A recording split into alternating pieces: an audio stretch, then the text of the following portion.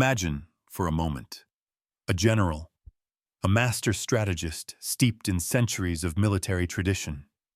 He's studied Napoleon, Clausewitz, the great campaigns that shaped nations. He understands terrain, logistics, the delicate dance of armies. Now imagine him watching an enemy he'd dismissed as soft, as incapable of the harsh improvisations of war. Literally, unroll a fully operational airbase from the back of a truck overnight. This isn't hyperbole. This is September 15, 1943, at Monte Corvino Airfield, Salerno, Italy. And this is the moment German military doctrine began to unravel.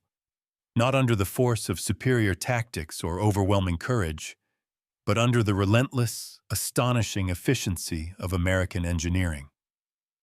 This is the story of how the Americans didn't just win battles. They literally built their victory, piece by piece, runway by runway, in a way the Germans simply could not comprehend. The German officer, Oberst Dietrich Peltz, a Luftwaffe staff officer, stared through his field glasses, a frantic pencil scratching observations that defied every tenet of his military education. Just 6 days prior, the Americans had landed here. Yesterday, this was a simple Italian wheat field, unremarkable and utterly unsuitable for air operations, according to German standards. Yet, before his eyes, 17 aircraft were taking off and landing from a fully operational runway that, by all rights, shouldn't have existed. Not yet. Not for weeks. The steel matting gleamed in the Italian sun, a stark, almost insolent carpet laid across ground German engineers had dismissed as a tactical dead end. For the Wehrmacht, proper airfield construction was an undertaking of monumental scale and time. 6 weeks, minimum, under ideal conditions, with no enemy interference. Yet here, under the constant threat of artillery fire and air attack, American engineers had conjured an operational fighter base in less time than it took a German unit to establish a field headquarters. 27 German staff officers captured in the subsequent Allied advance would later testify to their utter bewilderment. It was as if the enemy was playing by an entirely different rulebook, one where the laws of physics and time had been conveniently rewritten. This wasn't just a tactical surprise.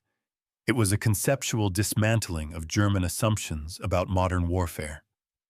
The very mathematics of air superiority were being rewritten, not in aerial combat statistics, though American pilots were certainly proving their mettle, but in construction timelines that German planners had literally deemed physically impossible. The seed of this revelation had been planted just 4 days earlier, when Allied forces stormed ashore at Salerno. Among the initial waves of landing craft, German observers caught glimpses of peculiar vehicles. General Major Rudolf Sissenius, commanding a Panzer reconnaissance battalion, reported seeing American trucks laden with what appeared to be thousands of perforated steel sheets, stacked like oversized playing cards. His intelligence officers, caught in the fog of war and their own preconceptions, dismissed them as temporary road surfacing, perhaps for navigating the notoriously muddy Italian terrain. They had no idea they were witnessing the deployment of pierced steel planking, or PSP, the unassuming innovation that would utterly revolutionize warfare, and with it, their own understanding of reality. The true genesis of this battlefield transformation traced back to a seemingly innocuous airfield near Men, North Carolina, in November 1941. It was there that American engineers had achieved what their German counterparts considered a fantasy, constructing a 30,000-foot runway, capable of handling heavy bombers in a mere 11 days. The secret lay in the deceptively simple, interlocking design of those steel mats. Each was 10 feet long, 15 inches wide, weighing 66 pounds, perforated with 87 holes to reduce weight while maintaining incredible strength. Crucially, these weren't just any holes. They were precisely engineered to allow the planks to interlock seamlessly, creating a stable, load-bearing surface. German military attachés in Washington had actually reported on these experiments, their dispatches faithfully conveying the details. But in Berlin, the reports were met with a scoff. Dismissed as blatant American propaganda, another instance of Yankee exaggeration designed to intimidate. It fit their preconceived notions. After all, wasn't America the land of pampered comfort, of materialism and soft living? How could such a society possess the grit and ingenuity for true wartime improvisation? Hedman Wilhelm Schultz of the Wehrmacht Engineering Corps, in a stark post-war analysis, encapsulated this fatal misjudgment. We believed Americans were soft, that their society's obsession with comfort and convenience made them incapable of the harsh improvisations war demanded. We could not conceive that this very trait, their intolerance for discomfort, would drive them to engineer comfort into the battlefield itself. It was a profound irony. The perceived weakness was, in fact, a hidden strength. The American drive for efficiency and ease wasn't a sign of softness. It was a catalyst for unparalleled innovation. If something was difficult, Americans didn't just endure it. They found a way to make it easier, faster, and more effective. This philosophy was about to turn the European battlefield into their ultimate workshop. The first documented, albeit unheeded, German encounter with this American runway construction capability occurred far across the globe, at Henderson Field on Guadalcanal. While the Wehrmacht High Command wouldn't fully grasp its significance for another year, Japanese reports reaching Berlin through diplomatic channels in late 1942 painted a picture of baffling speed. American engineers repairing bomb-cratered runways in hours, not days. The Oberkommando der Wehrmacht, the German High Command, dismissed these accounts as Tokyo's desperate attempts to excuse their failures in the Solomons. General Alfred Jodl, it is said, reportedly told his staff that the Japanese were seeing phantoms to explain their defeats. But those phantoms were devastatingly real. The 804th Engineer Aviation Battalion had landed with the Marines at Guadalcanal in August 1942, inheriting a partially completed Japanese airstrip. Within days, despite relentless nightly bombardments from Japanese warships and daily air raids, they had transformed the facility into a base capable of supporting continuous combat operations. The Japanese, whose own engineering doctrine allocated weeks for such work, watched in disbelief as American bulldozers, working around the clock, accomplished in hours what their manual labor achieved in days. This wasn't just about machines. It was about a fundamentally different approach to construction and warfare itself. It was a preview of the future, a future that the Germans, trapped in their traditional thinking, refused to acknowledge. Lieutenant Colonel Friedrich von Kleist, an artillery commander captured at Salerno, spent hours interrogating his American captives about their engineering capabilities, utterly unable to accept their explanations. Decades later, letters to his wife, discovered in American archives, revealed his profound disorientation. They speak of laying runways as one might describe spreading a tablecloth. They have mechanized the impossible. This wasn't just a technological gap. It was a philosophical chasm. The idea that something as fundamental and complex as an airfield could be treated with such casual, almost domestic ease was an affront to German military precision and thoroughness. The true, stomach-churning shock for German commanders, however, came with the sheer scale of American production. Each steel mat required precise manufacturing to ensure perfect interlocking capability. The hooks and slots cut into each piece had to maintain tolerances of less than a 1/16 of an inch. German industry, despite its vaunted reputation for precision engineering, struggled to maintain such standards while producing a few thousand aircraft parts monthly. The Americans, in contrast, were producing an astonishing 3 million square feet of PSP matting every month by mid-1943, enough to build 10 heavy bomber bases. Think about that. One factory, Carnegie Illinois Steel Company, ran 5 production lines continuously, 24 hours a day, 7 days a week. Steel arrived from mills in Pennsylvania, was pressed into shape by machines exerting 2,000 tons of pressure, punched with those critical 87 holes in a pattern developed by the Army Corps of Engineers, and then shipped to ports, often before the paint had even fully dried. Workers later recalled that the factory floor grew so hot from continuous operation that they had to rotate shifts every 2 hours to prevent heat exhaustion. This wasn't just a factory, it was a war machine in its own right, churning out victory piece by piece, and the logistical chain that delivered these materials to combat zones, it simply defied German comprehension.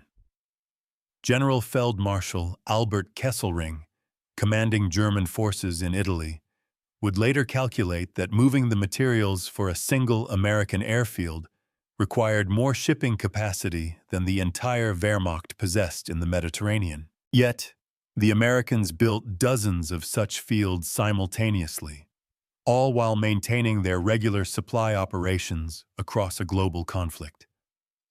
It was a feat of industrial organization and naval power that the resource-strapped, continentally focused Germans could only gaze at in bewildered awe.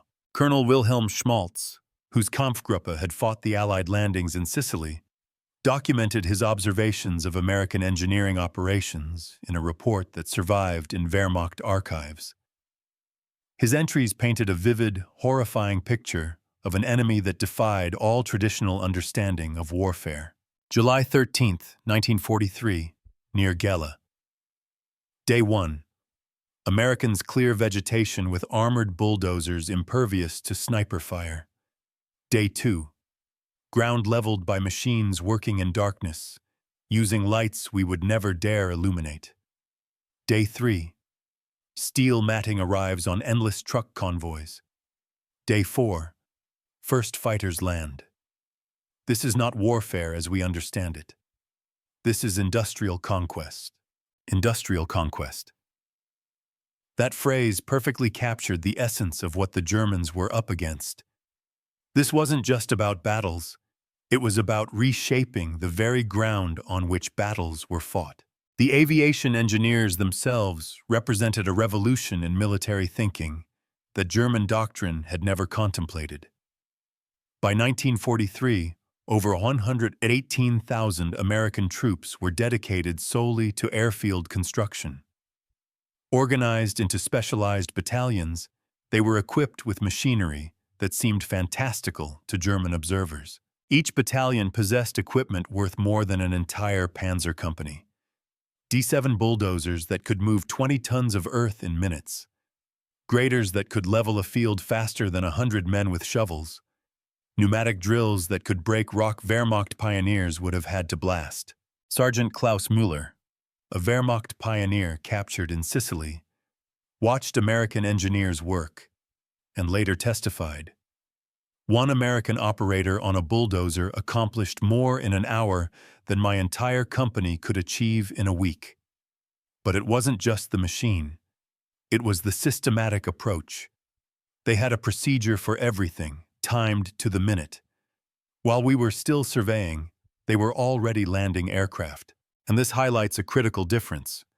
The Germans, while capable, often relied on brute force and manual labor for such tasks.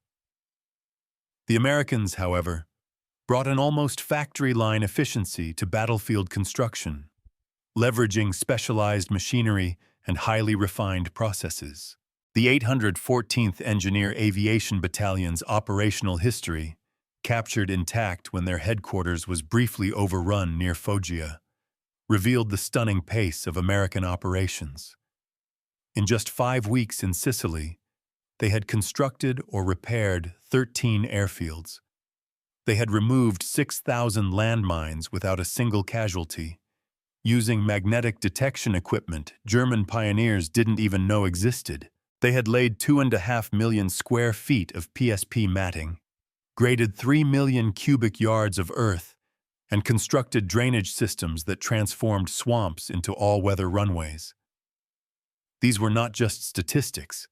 These were acts of tactical magic, rendering vast tracts of land immediately useful for air operations. German intelligence, initially, refused to believe these reports.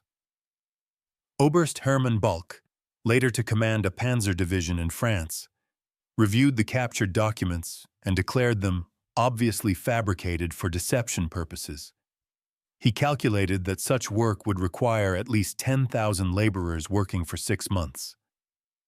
When informed that the American battalion consisted of fewer than 800 men, he accused his intelligence officers of incompetence. The truth was simply too far outside his established reality. It wasn't just about the numbers. It was about the very idea that such a thing was possible. The systematic nature of American airfield construction particularly unsettled German observers.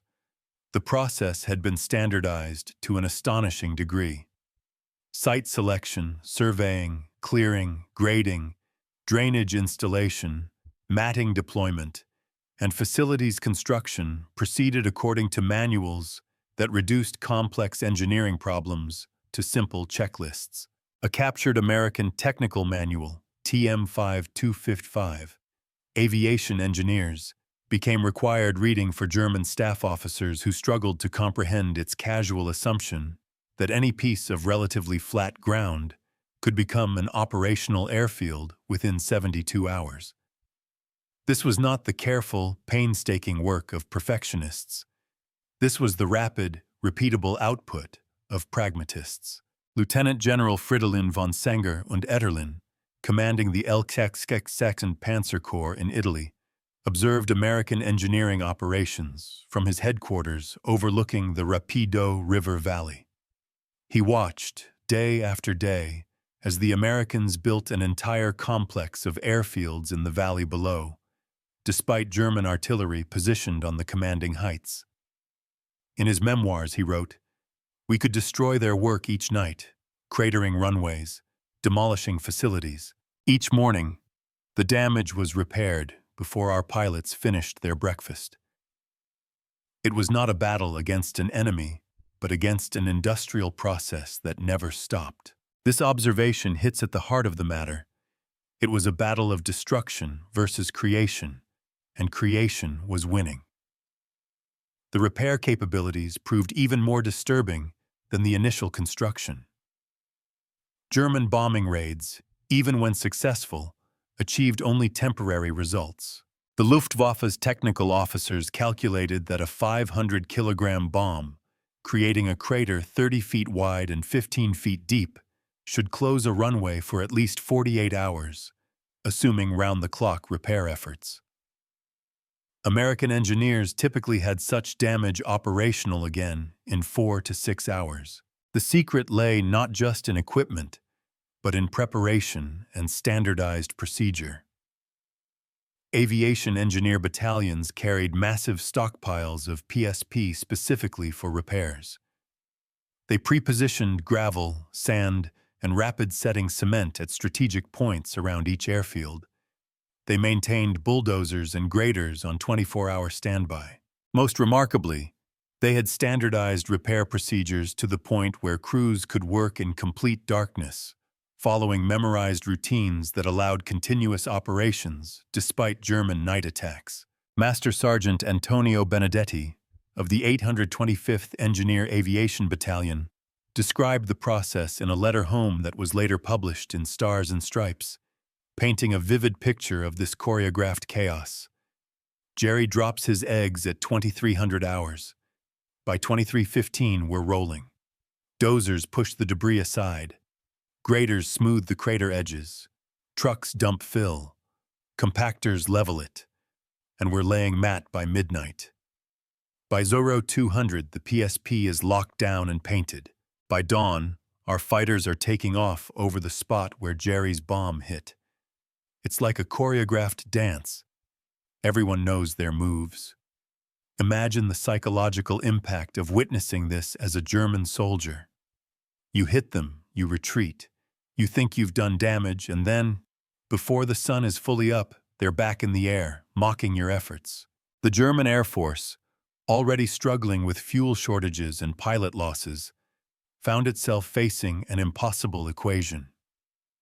Every airfield they attacked was operational again before they could mount a follow-up raid. Meanwhile, new American fields appeared faster than German intelligence could update their target maps.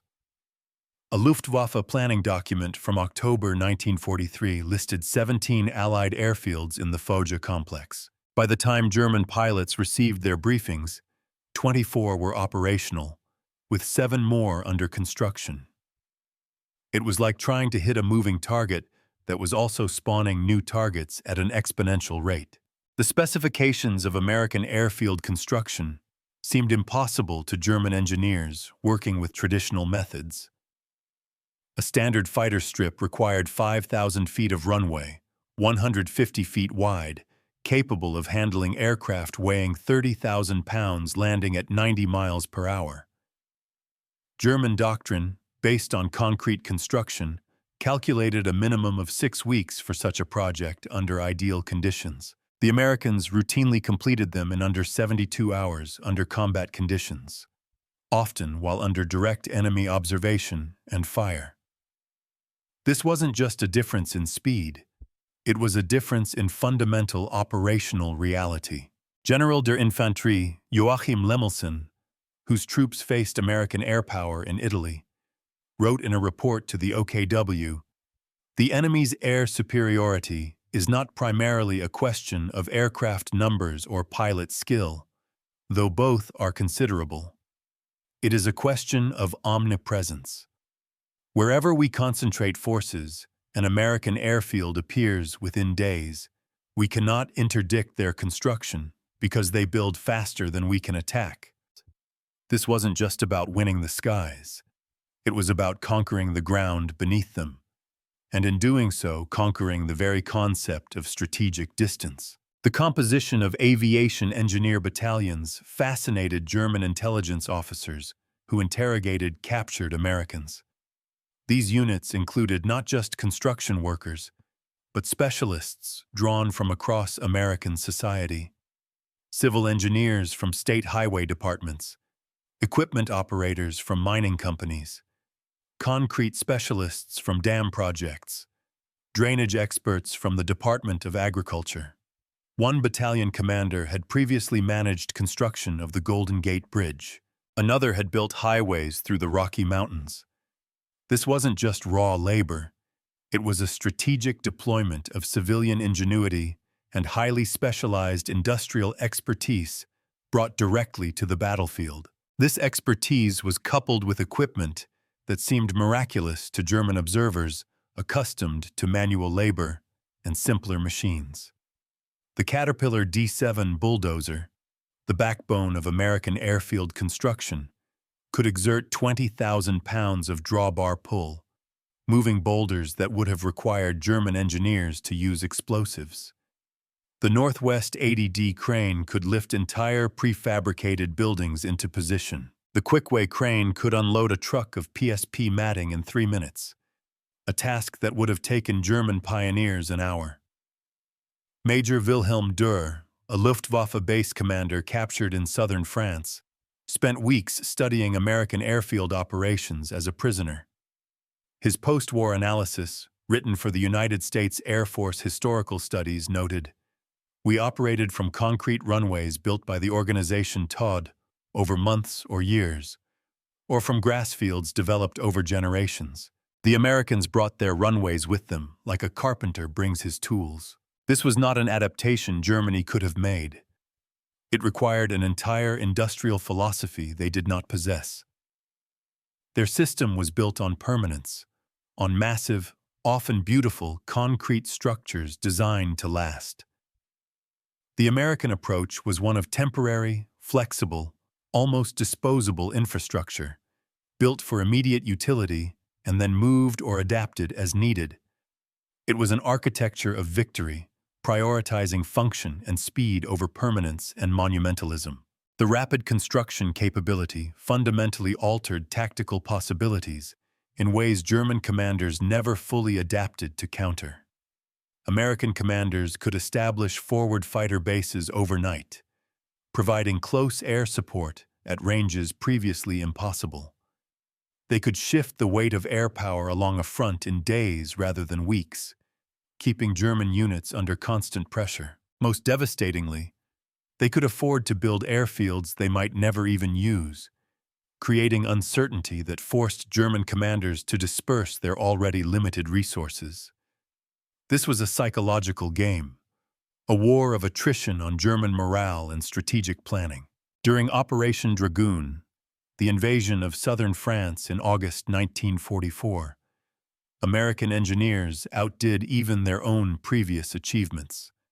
The 852nd Engineer Aviation Battalion landed with the assault waves and had an emergency landing strip operational on D+1.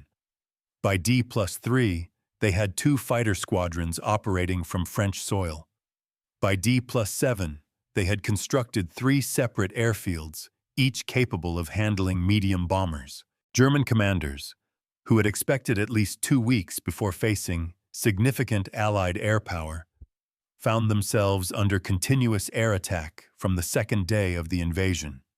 General der Infanterie Johannes Blaskowitz, commanding German Army Group G in southern France, reported to the OKW, "The enemy's tactical air power multiplies daily.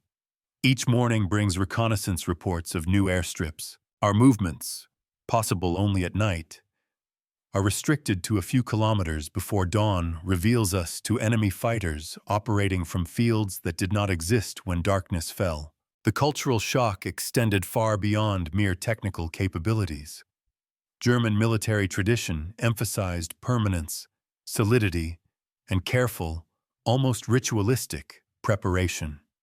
Luftwaffe bases featured concrete runways 2 feet thick, elaborate drainage systems, hardened hangars, and extensive support facilities. These installations, representing millions of man-hours and Reichsmarks, were strategic assets to be carefully defended, symbols of German engineering prowess. The American approach, temporary, flexible, almost disposable, represented a conceptual revolution German thinking simply could not accommodate. Colonel Hans Ulrich Rudel, the famous Stuka pilot, observed American operations while briefly stationed in Italy before the German withdrawal. He later wrote, "We spent 2 years building our base at Foggia. The Americans rebuilt it completely in 2 weeks after we destroyed it. But they didn't rebuild it as we would. Permanent, solid, traditional. They laid steel strips that could be pulled up and moved tomorrow. They erected tent hangars that could disappear in hours. They created capability without commitment. It was warfare without weight." This warfare without weight was the antithesis of everything the Germans believed.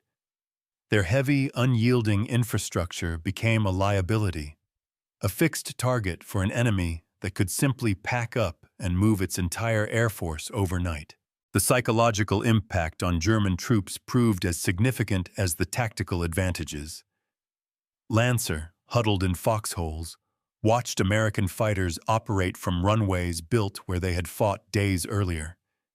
Tank crews saw their carefully camouflaged positions, revealed by reconnaissance aircraft, operating from strips that hadn't existed when they had dug in. Artillery observers found their targets defended by fighters scrambled from fields built overnight. Grenadier Jan Schmidt, whose letters home were preserved by his family, wrote in November 1943, "The Americans are not fighting a war. They are building a civilization. Wherever they advance, airports appear, roads are paved, telephone lines strung. We destroy. They build. We retreat from positions we've held for months. They build airfields in places we held yesterday. How can we defeat an enemy who carries his own geography with him?" This existential despair, The feeling of fighting an unstoppable tide of construction was a unique burden on the German soldier. The innovation extended beyond the basic PSP matting. American engineers developed specialized equipment for every conceivable challenge. The Rome plow, a massive blade designed for clearing vegetation, could remove trees 18 inches in diameter while moving at 5 miles per hour. Specialized drilling equipment could create drainage wells through solid rock. Portable rock crushers could convert rubble from bombed buildings into runway base material. Chemical soil stabilizers could turn sand into surfaces capable of supporting heavy bombers. The Wehrmacht's engineers, many of them skilled professionals before the war, found themselves reduced to manual labor while watching American teenagers operate machinery that transformed landscapes. A captured report from the 19th Luftwaffe Field Division noted with bewilderment that American boy soldiers, many appearing no older than 18, casually operated equipment worth more than entire German engineering companies possessed. It was a stark visual representation of the technological and cultural chasm. The prefabrication revolution particularly stunned German observers. Entire airfield facilities arrived in numbered crates, ready for assembly like gigantic construction toys. Control towers 40 feet tall were erected in 8 hours. Hangars covering 15,000 square feet were operational in 2 days.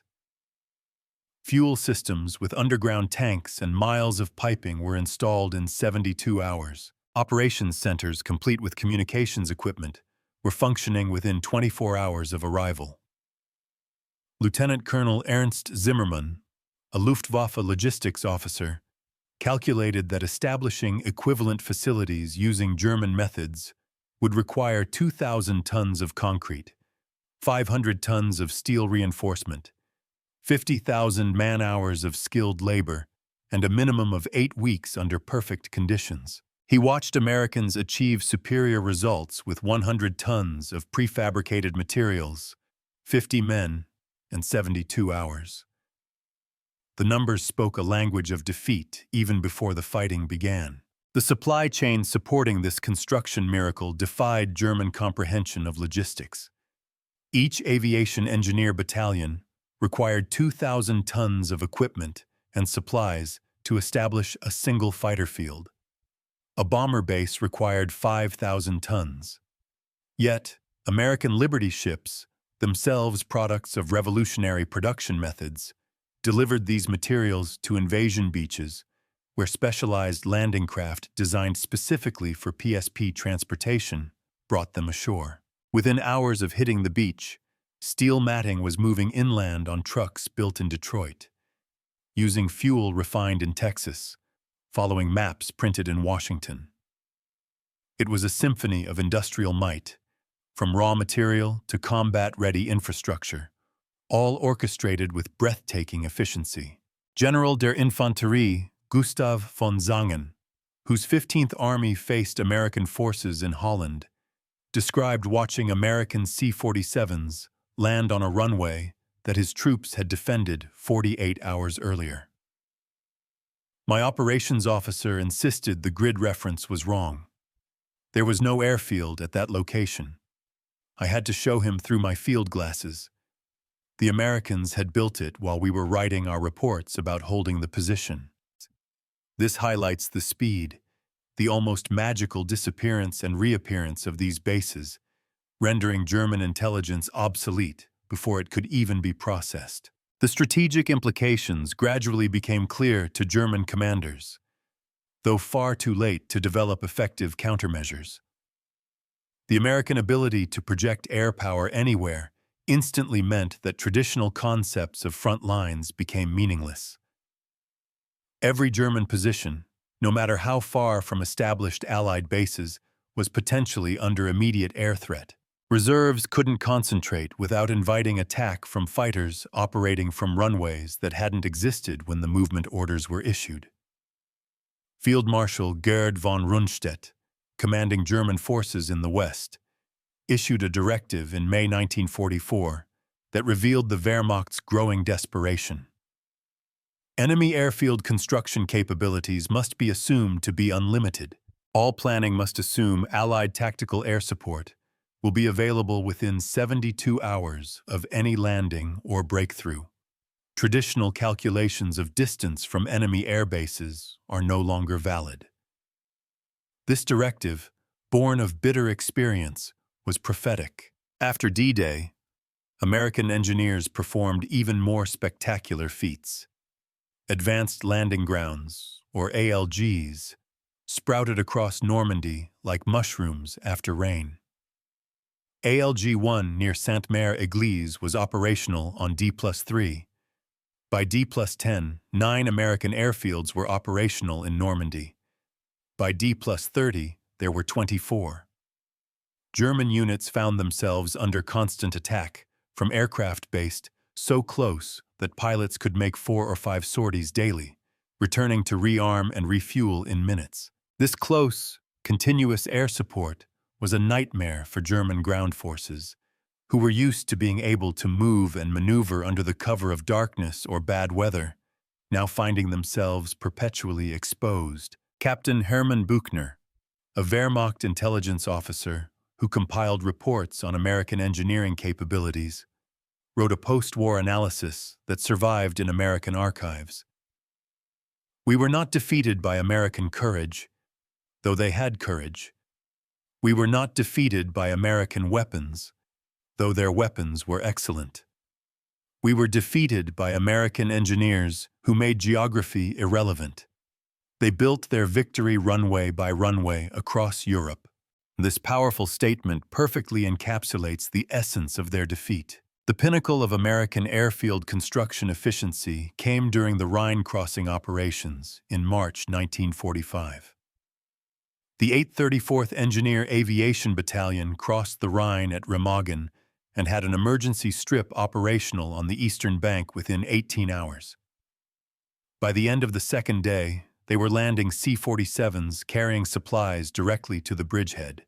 German commanders who had planned their defense, assuming several days before Allied air power could effectively support the crossing, found their positions untenable within hours. Major General Fritz Bayerlein, commanding the Panzer Lehr Division, reported to his superiors, "The Americans bring their air force with them like artillery. Where they arrive in the morning, their aircraft operate by evening. We cannot move, cannot concentrate, cannot effectively resist.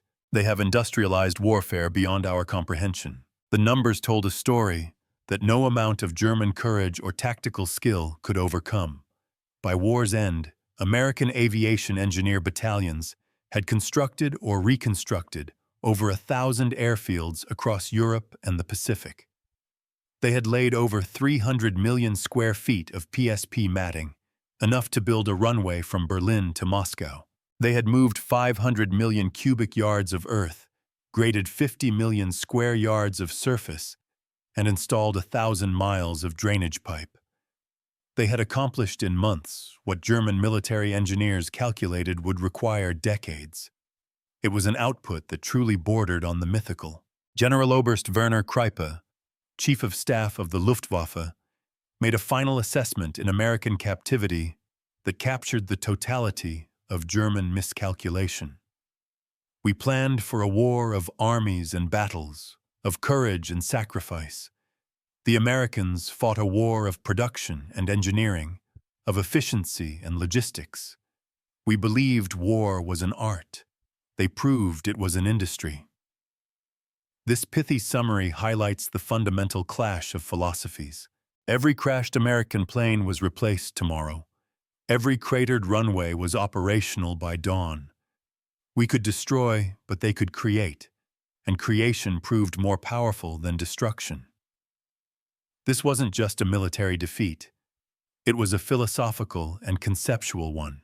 Wehrmacht veterans interviewed decades after the war consistently cited American engineering capabilities as the most psychologically devastating aspect of fighting the Western Allies. Unlike combat, which German military tradition had prepared them for, the industrial transformation of warfare left them conceptually defenseless. They could understand being outfought, outmaneuvered, or even outnumbered. They simply couldn't comprehend being outbuilt. Feldwebel Karl-Heinz, a veteran of both Eastern and Western fronts, explained the difference in a 1975 interview. Against the Russians, we fought battles. Against the Americans, we fought factories. When we destroyed a Russian position, it stayed destroyed until they could bring up reserves. When we destroyed an American position, it was rebuilt before we could reload our guns.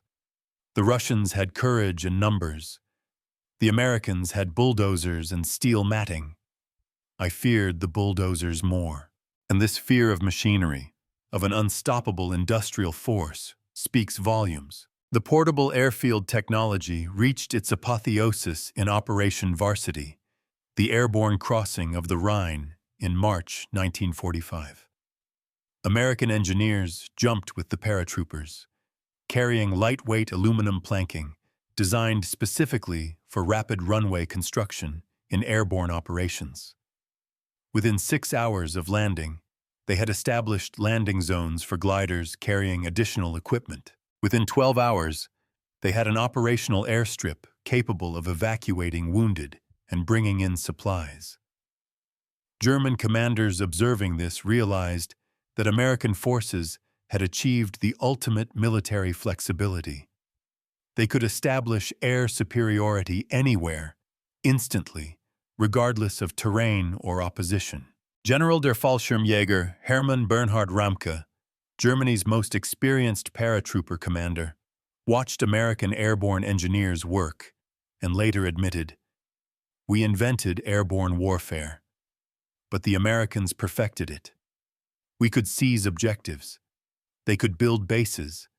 We could capture airfields. They could create them. They had industrialized even the most elite form of warfare." The contrast with German methods became increasingly stark as the war progressed. The Luftwaffe's own construction units, the Luftwaffe-Bauten, operated with methods essentially unchanged since World War I. They relied heavily on manual labor, often using forced workers and prisoners of war. A typical German airfield construction project in 1944 might employ 5,000 workers for 3 months to achieve what an American aviation engineer battalion could accomplish with 800 men in 3 days. This isn't just an efficiency gap. It's a quantum leap in capability. General Major Walter Grobman, commander of the 3rd Fighter Division, described inspecting a captured American airfield in France. Everything was temporary, yet completely functional. The control tower was prefabricated wood that could be dismantled in hours, yet it had better equipment than our permanent installations. The hangars were canvas and steel tubes, looking like circus tents.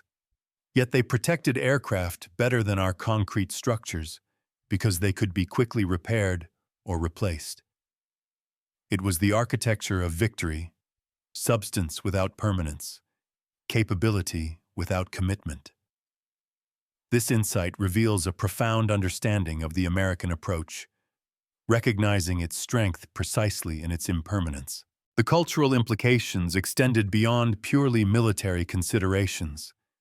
German military tradition valued permanence, monuments to engineering skill that would last generations. The Luftwaffe's pre-war airfields were architectural statements, with Art Deco terminals and monumentalist hangars. American airfields, by contrast, were purely functional, designed to last exactly as long as needed and not one day more. This philosophical difference reflected deeper disparities in how the two nations approached warfare itself, and indeed, progress.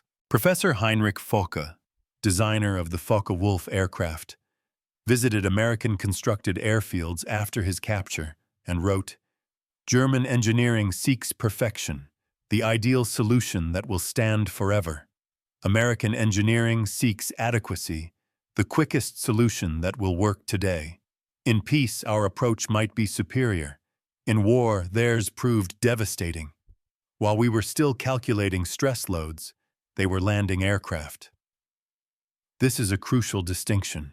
The pursuit of perfect, long-term solutions, while admirable in peacetime, became a fatal liability when facing an enemy optimized for immediate practical results. The speed of American construction created tactical opportunities that German doctrine had never anticipated and could never counter. During the breakout from Normandy, American commanders could order air support from fields that would be built after the orders were issued, but before the attack commenced. The Third Army's race across France was supported by airfields that advanced almost as fast as the ground troops, maintaining continuous close air support at ranges that should have been impossible. Colonel Hermann Zimmermann, operations officer for Luftflotte 3, reported in August 1944.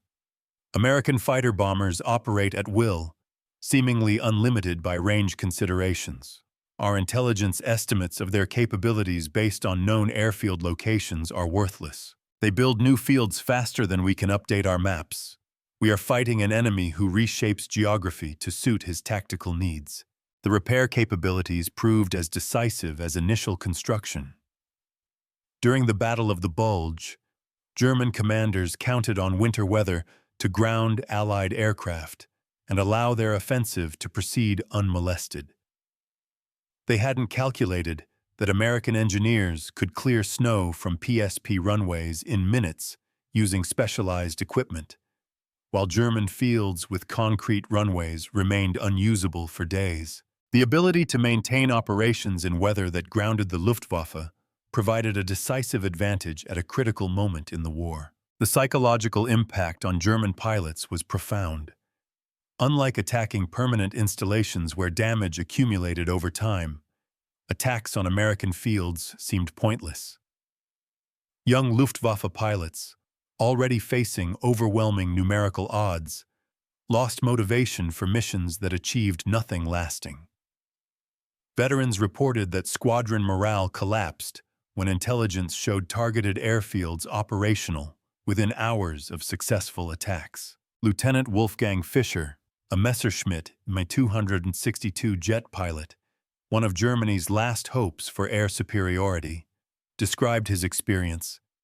Our jets gave us a speed advantage that should have been decisive, but speed meant nothing when the enemy had airfields everywhere.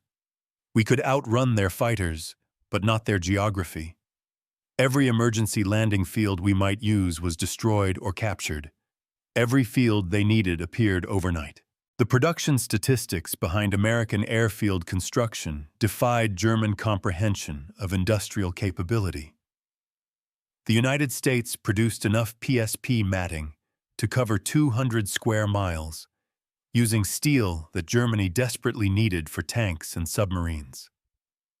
The manufacturing process required precise engineering and quality control that German factories, under constant bombing and resource constraints, could never have maintained. Yet Americans produced it alongside record quantities of aircraft, ships, vehicles, and every other implement of war. Albert Speer, Hitler's armaments minister, studied captured American production figures and concluded they were propaganda. When post-war analysis confirmed their accuracy, he admitted, "We could not conceive of such industrial capacity because it exceeded not just our means, but our imagination." The Americans were not just fighting a different war. They were fighting in a different century. The legacy of American airfield engineering haunted German military professionals long after the war. In NATO planning sessions during the 1950s, former Wehrmacht officers would interrupt discussions of Soviet capabilities to ask about airfield construction capacity, traumatized by their experience of American engineering overwhelming traditional military calculations. General Franz Halder, former chief of the German General Staff, wrote in his memoirs, "We prepared for every contingency except one, that the enemy would simply build his way to victory." The Americans treated Europe like a construction site, and they had the tools to reshape it according to their needs. Our finest tactical minds were defeated by American bulldozers and prefabricated materials. The transformation of warfare that American aviation engineers represented went beyond mere technical capability. They embodied an approach to military problems that treated traditional constraints as engineering challenges to be solved, rather than limitations to be accepted. Mountains, rivers, swamps, and distances that had shaped European warfare for millennia became minor inconveniences to be bulldozed, bridged, drained, or simply ignored. Field Marshal Albert Kesselring, reflecting on the Italian campaign, made perhaps the most eloquent summary of German bewilderment. "We were the inheritors of Clausewitz and Moltke, masters of operational art, students of 2,000 years of European warfare. We knew how to fight in every terrain, under every condition, against every enemy. But the Americans did not fight terrain. They transformed it. They did not accept conditions. They created new ones. They did not defeat us in battle. They built their victory piece by piece, runway by runway, until our expertise became irrelevant and our experience worthless. The final humiliation came during the occupation, when German officers were required to attend American engineering demonstrations. They watched aviation engineer battalions construct complete airfields and exercises, accomplishing in hours what German doctrine stated required weeks.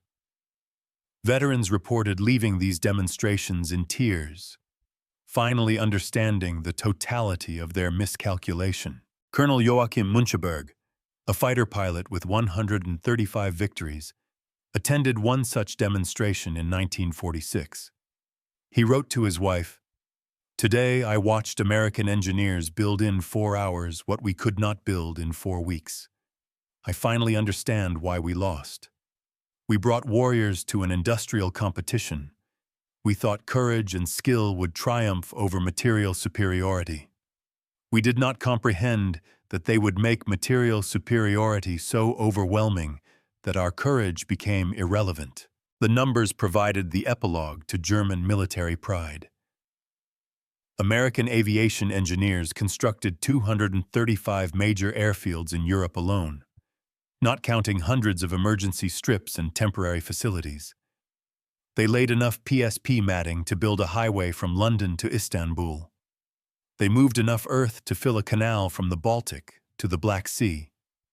They achieved construction rates that German engineers, even using slave labor, never approached. In the Pacific, the statistics were even more staggering.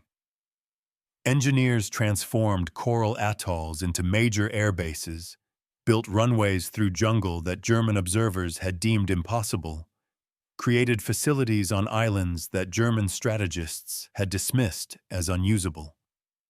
The apex came at Tinian, where American engineers built the world's largest airfield in 1944. 6 runways, each over 8,000 feet long, from which B-29s would launch the atomic attacks that ended the war. Vice Admiral Friedrich Ruge, Germany's senior naval engineer, studied American construction methods during his post-war internment. His conclusion was stark. "We measured military power in divisions, ships, and aircraft. The Americans measured it in tons of concrete poured, miles of runway laid, cubic yards of earth moved.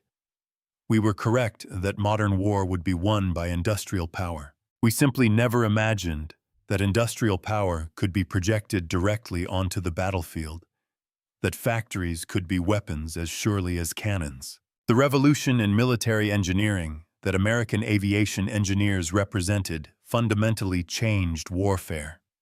The ability to create air superiority anywhere, instantly, through engineering rather than combat, rendered traditional military geography obsolete.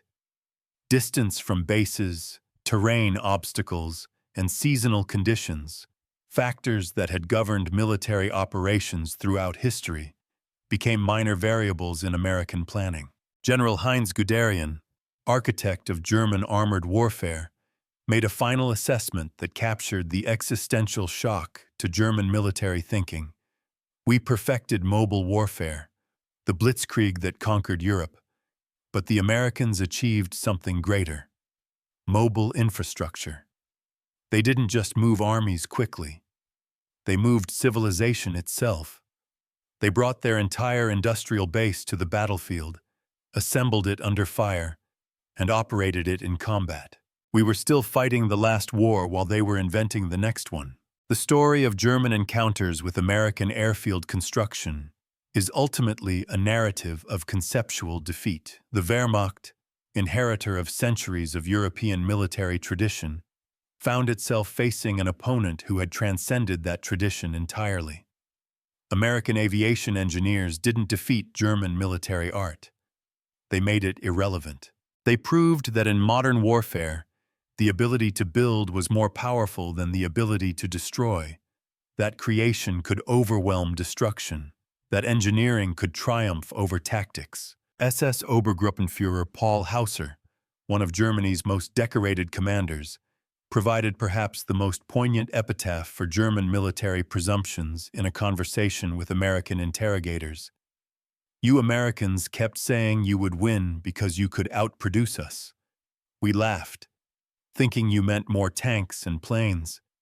We didn't understand you meant you would produce the battlefield itself, that you would manufacture the very ground we fought on. You didn't defeat the Wehrmacht. You bypassed it, building your victory on runways that didn't exist when the battle started." The German generals who had studied Napoleon's campaigns, who could quote Clausewitz and debate Schlieffen, who understood every principle of European warfare, found themselves undone by American teenagers operating bulldozers and laying steel planks.